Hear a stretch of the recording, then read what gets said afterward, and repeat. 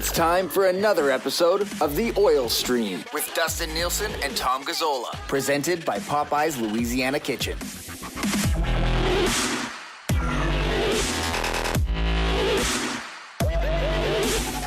Hey, happy Good Friday, everybody, and welcome to another episode of The Oil Stream. Dusty and Tommy Gazzola back with you once again, all brought to you by Popeye's Louisiana Kitchen, home of the $5 Oilers car flag. I know a lot of places are charging a lot more. You get an Oilers car flag at Popeye's for $5, and if you spend more than $50, they'll give you a car flag for free. Tommy, happy Friday, buddy. How you doing, man? Happy Friday, Dusty. Happy Good Friday, everybody, and happy Easter long weekend. I saw a lot of Oiler car flags yesterday. I really like. It's already out, right? It's happening. Yeah, it's happening. So that car flag that you have from Popeyes that you can get for $5 or for with a $50, meal is sturdy, and it looked better than the orange ones I saw yesterday because I saw a lot of orange ones, but I like the blue. I like the blue, Dusty. Yeah, I think you got to go with blue. Nothing against the orange. Well, actually, yes, this is against the orange. The blue ones look way better.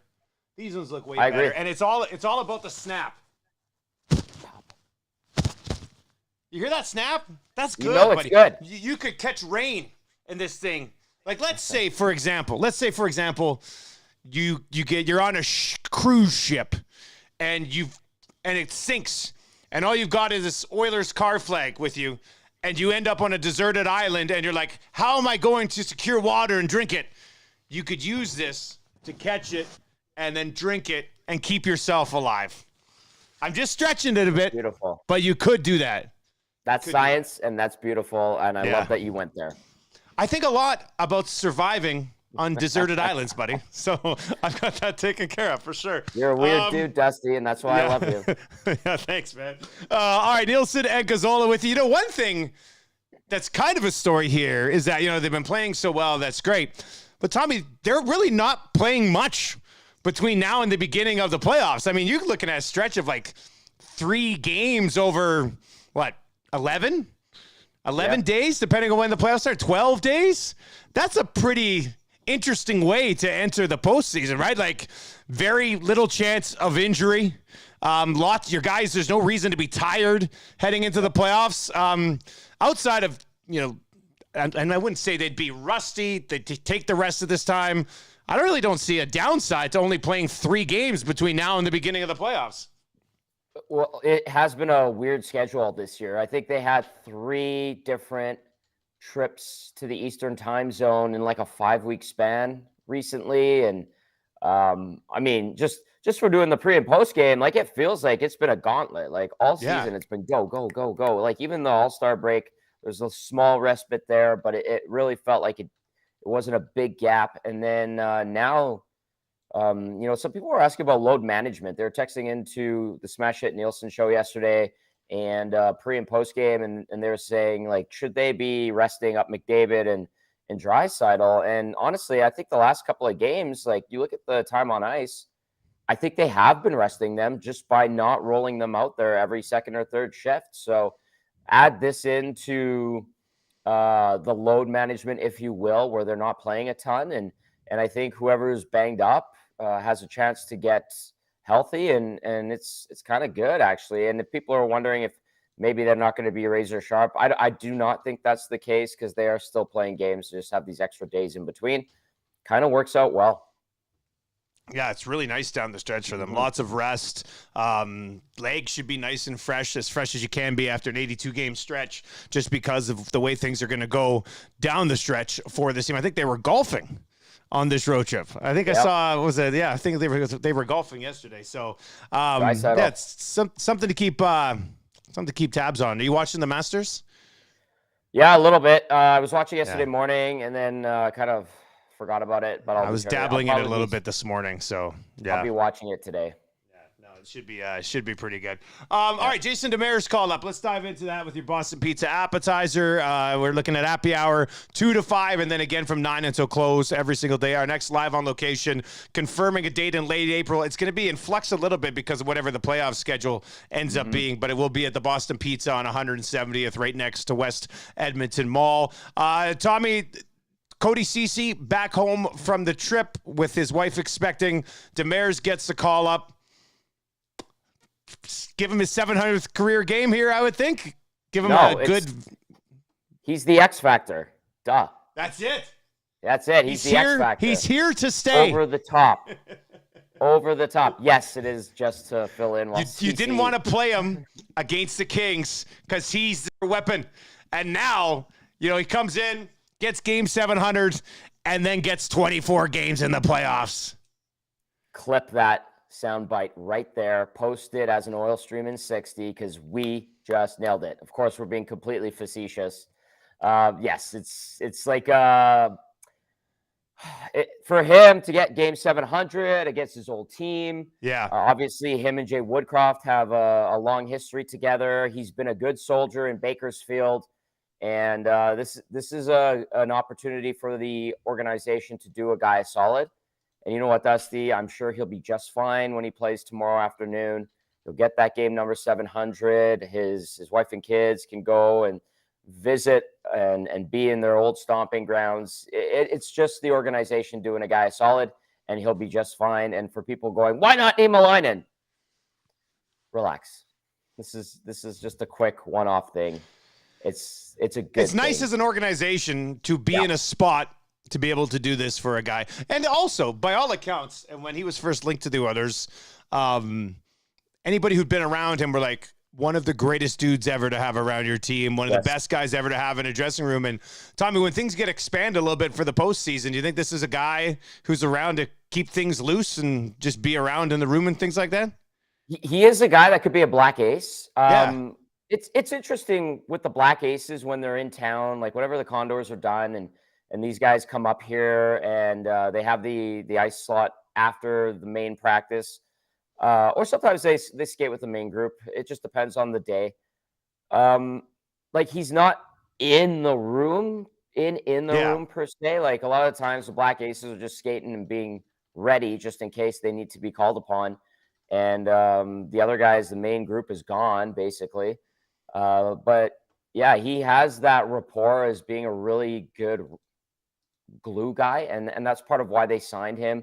Again, also because he has a good rapport with Woodcroft and he's a veteran guy. But yeah, I don't think he has like a big influence or much of an influence on the group that we're watching play right now, but a good guy to have around. And you know what, Dusty, you can never have too many good people, especially veteran. Remember Shore last year, basically a cheerleader in the playoffs? Like as soon as they come off the ice, he's there losing his mind and shit. Like, you know who was like that too? It was Matt Hendricks. Like Hendricks was not even on the playoff roster. He was a black ace essentially. He barely played at the end of the season. And the players went to the coaching staff and they said, leave Hendo in the room. We want him to keep his locker, because they were just going to put him to the auxiliary WHL room and make him one of just a straight up black ace. And that's how much he meant to them. But it's different than Demers, because Demers hasn't been around and stuff. Yeah. But those guys are very good to have around, and they travel with the team. They're there, and they're a small part of it. And sometimes, like we saw in 06, guys get called upon, but not very often. It's your Boston Pizza Appetizer, Appy Hour daily from 2 to 5. And again, from 9 until close, if you're looking for a place to watch the Oilers and the Sharks. I guess it's Saturday afternoon, right in smack dab middle of Appy Hour, which is perfect. What time do you get going for the pregame tomorrow, Tommy? We go at 12:30. Cass is back from OKC. Yes, Hello Hockey is at 9 to 11. I think we're on location at local Jasper Avenue, by the way. By tomorrow already. Yeah. Hey, Belzy doesn't mess around, man. Belzy's a mover and a shaker, eh? Boom, boom. Those two, I met with them yesterday. We had a meeting, and they're like, what do you need? What do you need? Yeah. Boom. And I was just like, oh, okay, this is a nice meeting. And I didn't say anything. It was perfect. Those are the best meetings to be in, man. Those are the best meetings to be in. I like that. All right. Now, we did say we get to a bunch of your questions here on this. Actually, one of the questions kind of ties into a conversation that I want to have anyway. Where does Jack Campbell play between now and the end of the season, Tommy? I don't know I don't think he plays tomorrow. I think maybe he gets the last game of the year. That would be my guess. Like tomorrow's kind of a maybe, but I feel like they probably want to go back to Stuart Skinner and then probably go to Skinner against the Avs, obviously, and then maybe Campbell gets that last game.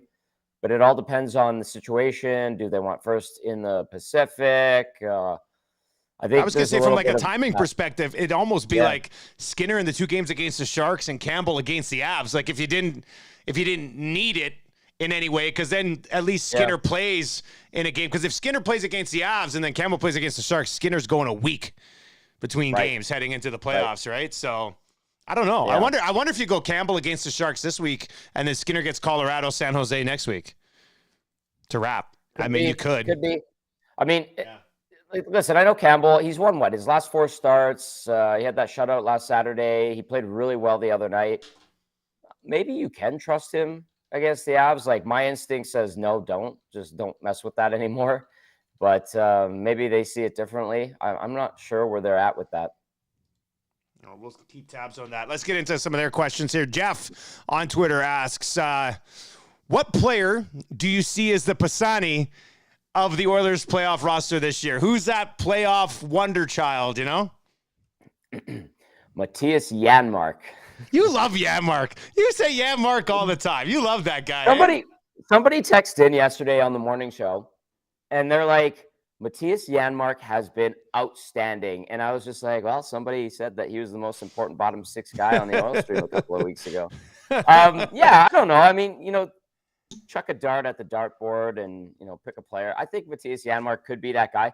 He's been to a cup final. He was integral on that Dallas team. He's just a good bottom 6 guy. And listen, the way he plays isn't flashy. He's just in the right place. He's on the right side of the puck. He's very reliable, but he does have some offensive capabilities. So if we're going to take a guess at somebody, I would say Matthias Janmark. What do you think? I think I'd probably go Costin.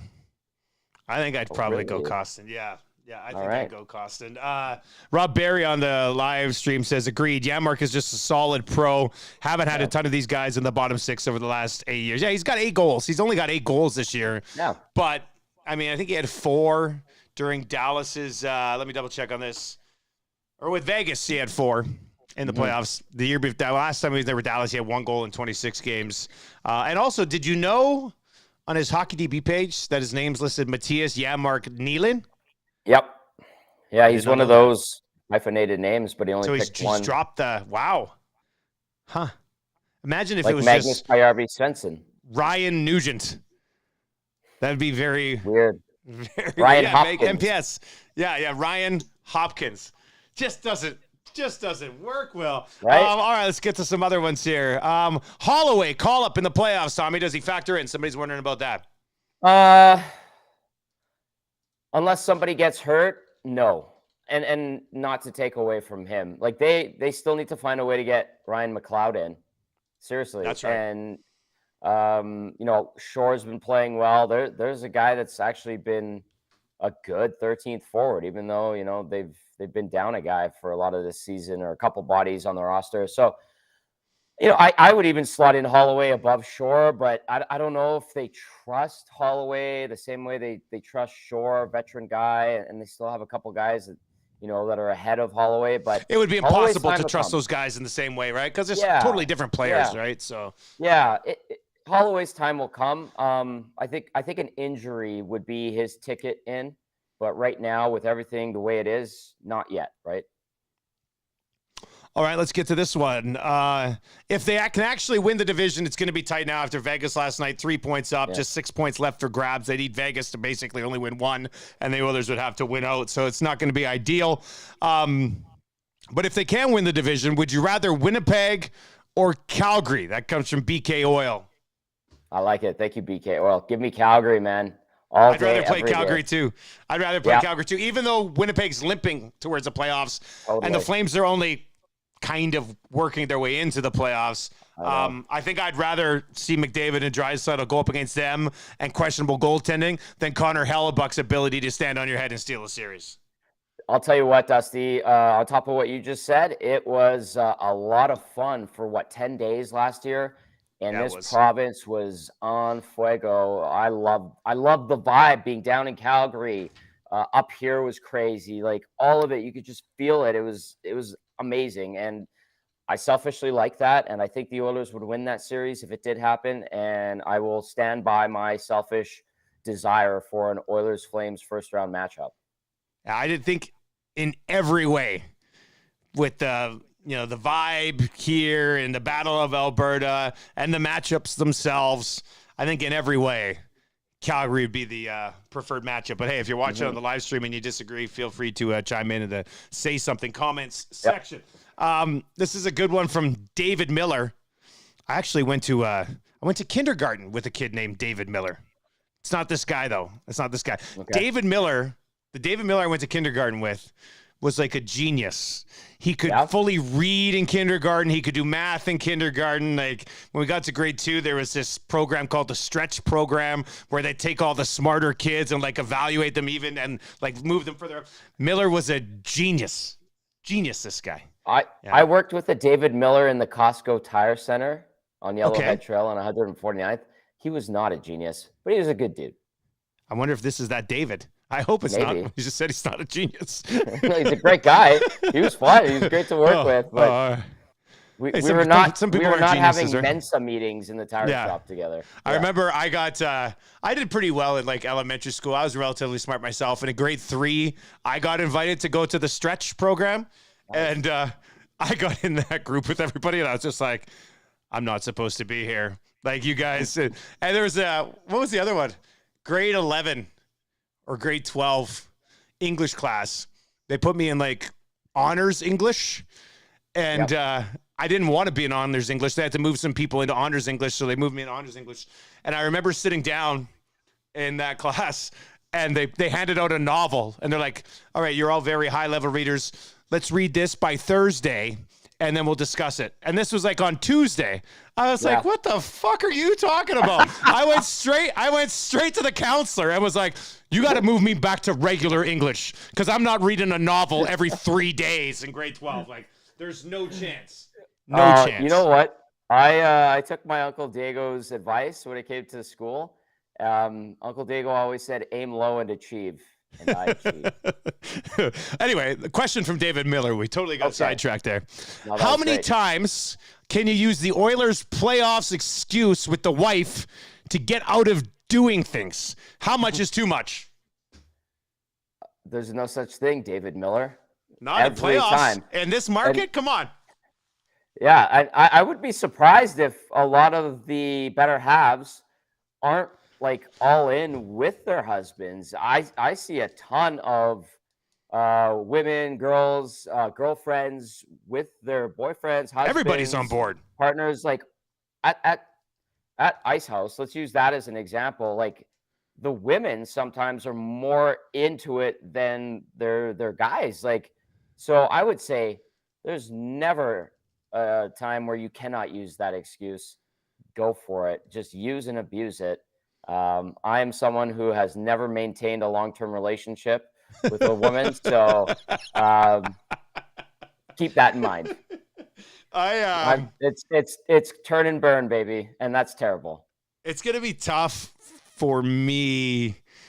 Like in the 2017 playoffs, I was out quite a bit, and I remember, Beecroft, our buddy Beecroft. I remember us at Cook County wearing Daddy Likes t-shirts when they were on the road, and he was on my shoulders, and we were chanting Daddy Likes around Cook County. I don't know if I can get away with that anymore, but I'll be interested because I want to pick my spots and get out, but I got to be careful with how many spots I pick for like actually going out and get into one during the playoffs, right? So I remember the best relationship I had, and I still like look at that and go, wow, I was lucky.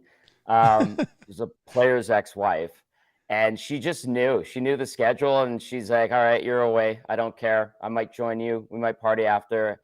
That was a lot of fun. We had farewell Rexall Place. Her and I didn't leave Rexall Place till like 4 a.m. Like the sun was coming up, and she was just like, that's just part of the business. And I was like, oh, you're the best. And then she dumped me a few months later. Then she dumped me. Like you said, you're a man who's never been in an extended relationship with. That was the longest one. It was like half a year. That's pretty good, buddy.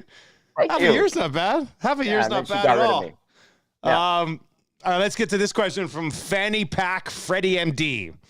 Should we start complaining like Leafs Nation about the structure of the playoffs if it was 1 versus 8 and 2 versus 7, so we would avoid playing Los Angeles in round 1? No, I don't think so. I actually don't mind the format. I know some people. This is the way it up. is. I mean, yeah, like you deal with it. Like, them's the rules, you know? You have all year to prepare for it. You fully understand and know that you could face LA. Like, I think we had a pretty good idea. It would probably be LA all season long. And the Kings, I think, have planned for the Oilers. I feel like Todd McClellan probably has a scheme for the 11 and 7 that he's cooking up right now to try to counter it. Obviously, Jay Woodcroft and those guys have put together a game plan to get through the 1-3-1. No, man, like this is how it is. And I mean, if Leafs Nation is complaining, listen, that's tough. Whatever, deal with it, man. I'm all I can imagine when you said you imagine Todd McClellan cooking something up at left 7. I imagine Todd McClellan with like a witch's cauldron and a big stick that he's turning, and he's trying to like come up with something to go against the 11 and 7. Oh, it sounds like you've been in his office. All right. Hey, by the way, if it was 1 through 8, playoff matchups today would be Vegas versus Winnipeg, Edmonton versus Seattle, Colorado versus Minnesota, great series, and Dallas versus the Kings, which would actually be a pretty darn good series too. So, yeah. Edmonton versus Seattle will be favorable. I 100% agree. I think it would be a tough out still. First round is magic, man. Like, we've seen it for years and years and years. Bring on the chaos, but generally the better team prevails. And I know we saw the Oilers get swept by the Jets a few years ago, but this team has something good going. It really does, and I think people can rest assured in knowing that. Truly, like, I'm being sincere about that. You're not just joking about it? No, not about this. All right, let's dive into our Inside the Numbers segment for Cool Bet. And no games in the National Hockey League tonight, Tommy, which is... I know. That's weird, isn't it? Like, just for Good Friday? You'd think you'd have some games on a holiday Friday, wouldn't you? I thought they would, but evidently not. So here we are. It's again, like, it's been a weird schedule. It has been a weird schedule this year for the Oilers, for the National Hockey League. It's been bizarre. And this is on top of a couple of years of weird schedules. I was just looking. The Oilers-Sharks game is not yet up over at coolbet.com. So they're going to be a big-time favorite, I would think, in that game. Yeah. You're probably looking at something beyond minus 300. So at that point, you're probably looking for a total to get some value on that one, I would think so. But you can watch for that over at Coolbet. It'll be posted probably later tonight, probably by later this afternoon, to be honest with you, with no games today. So you can watch for Oilers and Sharks. It is the... there's a couple of 11 a.m. games tomorrow, too, so it's not the first game. But, Tommy, you said you'll be doing Hello Hockey leading into your pregame show, basically, right? Yeah, basically. We are on location for Hello Hockey at local Jasper Avenue. If you want to stop by, I think there's going to be some deals that come along with that. We're just hashing that out right now. And then, I'll roll into the pregame at 12:30. Beautiful, buddy. All right, man. Well, you enjoy the rest of your Friday.